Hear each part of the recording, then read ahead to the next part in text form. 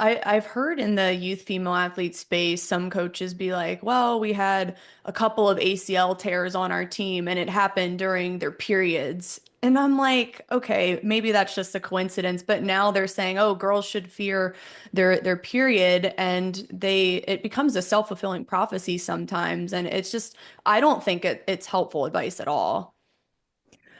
I agree with you. And really, when we actually dig into the studies on injury individually, the data is all over the place. Even first, like I said, many didn't actually measure an established cycle phase, so you're just making an assumption.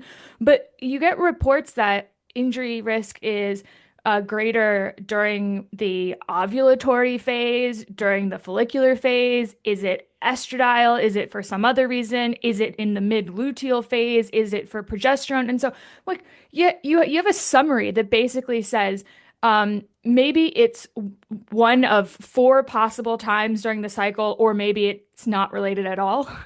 Like, that's not a strong body of evidence from which, because I don't even know what to take from that. It's basically you're telling me injury risk can happen at any time during the cycle. Like, oh, cool.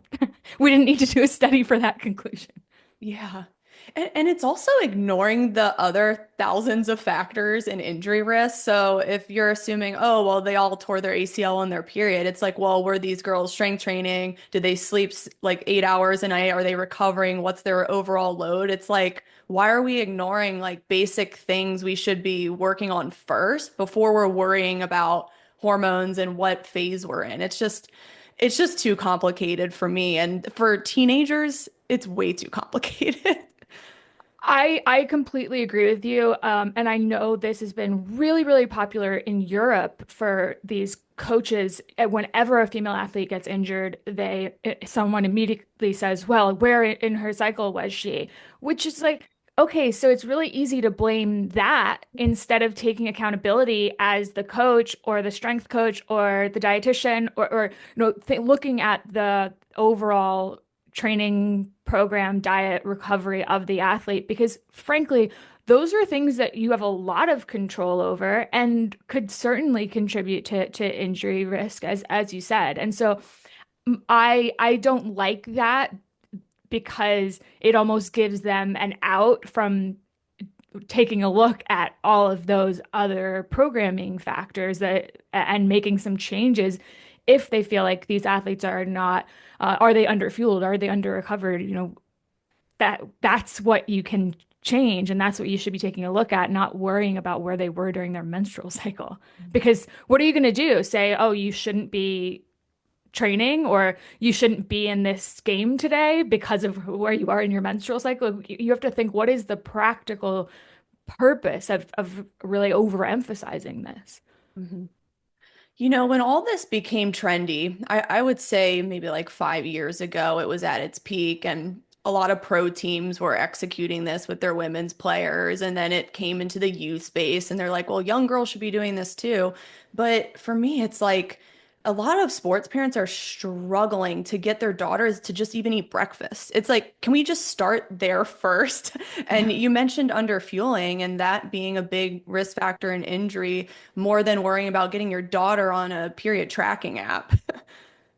100%. And it's true that for female athletes in certain sports, definitely you are going to be at a greater risk for low energy availability. And it's important that we're trying to build muscle and have strong bones and make sure that we're being physically active as well. And I think when you overcomplicate really any activity for a kid, especially, it's no longer fun anymore. You're kind of making it work. And that's unfortunate because anything that discourages people from engaging in sports or really physical activity of any kind is just a shame. And we should be emphasizing the positives of it rather than using kind of fear-based messaging and overcomplicating it and worrying the athletes and their parents. Now, how do you feel about these period tracking apps? Could they be useful for young girls to at least know that they're regular, or are you just saying, we should just get rid of them altogether and start with the basics? Is there any use for them? I think they're useful to the extent that you can put in day one, I got my period, and then yeah, it does confirm that you're having a fairly regular period. It also can give you a heads up, like, oh, I'm getting my period next week. So just for kind of convenience purposes. Um, but in terms of any other factors, so it'll predict ovulation in those trackers.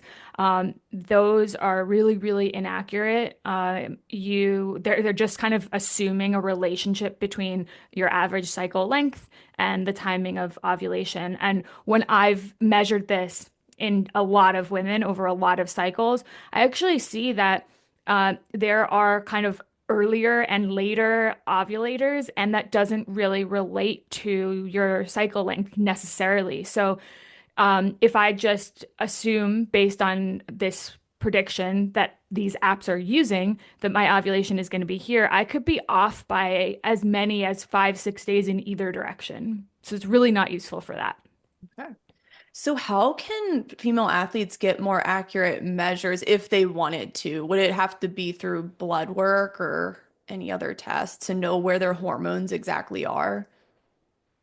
Yes, I mean the only way is to test. The only way to actually measure the hormones like estradiol, progesterone, luteinizing hormone. Those that would be a blood test. You can assess the luteinizing hormone spike that's associated with ovulation with a urine test. So people will use these for fertility purposes. You can buy them just at the drugstore, and they'll show you when that hormone surge is detected. I don't think anybody needs to do any of this for fitness purposes. But we do need to do it in research. And so if you're ever digging into an article and you don't see those measurements there, but you do see a bunch of conclusions about hormones, that's a huge red flag. We can't attribute findings to something we didn't measure.